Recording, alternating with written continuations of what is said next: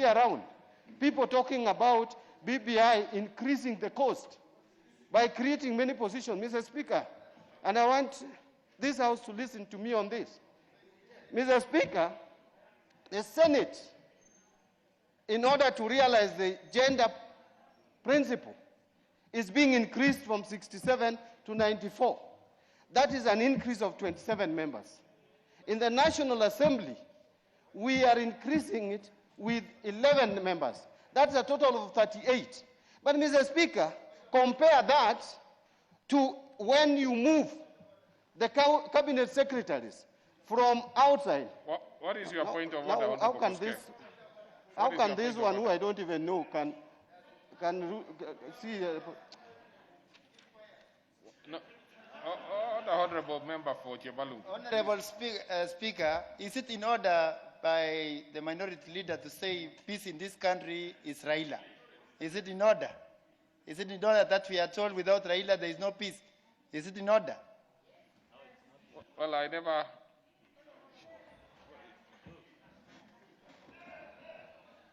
No, Mr. Speaker, I don't know why some constituents cannot elect literate people to come to Parliament.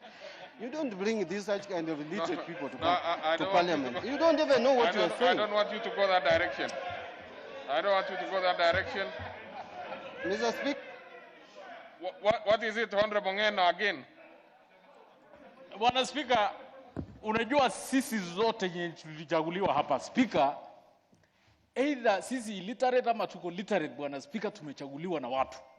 Na mtu kuwa ati kiongozi ya wachache asifikirie ati yeye amesoma kushinda wengine. Hata sisi tumesoma. Sisi tumesoma, rafiki yangu, na tulichaguliwa na watu kuletwa hapa, na hauna cheo ya kuongea vibaya kuhusu wajumbe wengine ambao walichaguliwa hapa kama wewe. Okay. Kwa hivyo, Bwana Speaker, ningependa kuuliza kama is it in order mjumbe kama mimi aongee vibaya venye ameongelelea mwenzetu ambaye hako hapa, illiterate ama literate. Now, honorable members, and what is it, Honorable Manzo? I think you are taking a lot of time from the leader majority. What is it, Honorable Manzo? Yes, Mr. Speaker, I've been on intervention for quite some time. Is it in order for Honorable Mbadi to impute motive against the governor of Nairobi, even give him names on this floor, while he's aware very much that the governor is already in court on some of the matters? He's also had an agreement with the president. Is he making it better to come and call the governor names here, while we know he was elected with over 1 million people, Mr. Speaker? Now, I think those are two. Honorable Mbadi, on the issue of member for Chebalungu, I think that, in my opinion, was not the correct position. That is something which I know you, as a senior member, can easily dispense off with that one. I think he has some recognizable papers. That is the only bit that I have an issue with. But in terms of the normal exchanges between members, I mean, that's part of debate. Mr. Speaker, first of all, I didn't even know who that MP was.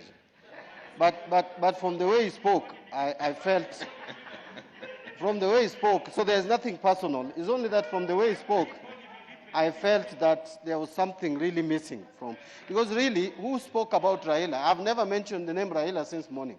When he comes up with Raila's name, then I felt he was not so literate. But Mr. Speaker, probably he had a problem. Maybe he didn't hear properly. That is a bit also that I actually agree with the minority. In fact, I was also trying to ask myself at what point that particular name was mentioned, because I didn't hear it. So the members, I think we can put that one to go. That one is sorted. That one is sorted. I think. Mr. Speaker, that is why. I think he has already made a point. No, Mr. Speaker, it's only that I thought, how could he have understood that I spoke about Raila when I didn't? That, to me, I thought this is not someone who is so literate. But if he's educated well, then I want to leave it there, and say the constituents can continue electing him. Only that he should be advised to listen properly.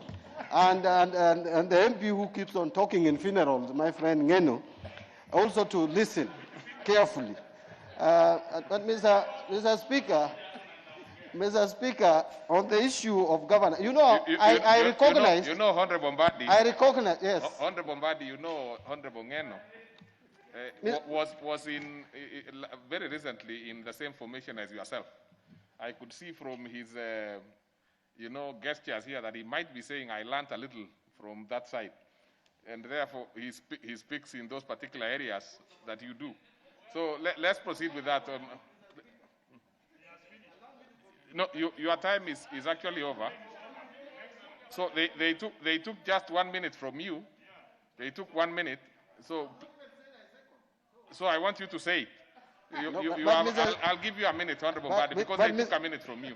Mr. Speaker, the one for Manzo should not go unchallenged. Mr. Speaker, really, I did not deny the fact that somebody was elected by over 1 million. That's why I'm speaking to those people who elected him. That you should not, over 1 million people should not elect someone who cannot run a county. In future, they should elect someone who can run a county. And I have no regrets to say that. Mr. Speaker, I second. So, honorable members, let me propose a question. Let the rest of the things go under. You can now contribute when you get the opportunity. So I propose a question which is that pursuant to provisions of Standing Order 224-6, the thanks of this House be recorded for exposition of public policy contained in the address of His Excellency the President, delivered in Parliament on Thursday, November 12, 2020, and further that this House notes the following report submitted by His Excellency the President, laid on the table of the House on Tuesday, November 17, 2020. The report submitted in fulfillment of Article 132(1)(c) and 247 of the Constitution. 1, the annual report of the measures taken and progress achieved in realization of the national values and principles of governance. 2, the annual report on the progress made in fulfilling the international obligation of the Republic of Kenya. And 3, the annual report to Parliament on the state of national security. The other reports submitted by His Excellency the President are the report on ease of doing business milestone 2014-2020 and the annual report of the Office of the Director of Public Prosecution for the financial years 2017-2018, 2018-2019, and 2019-2020. So the first shot is given to the Honorable Korere.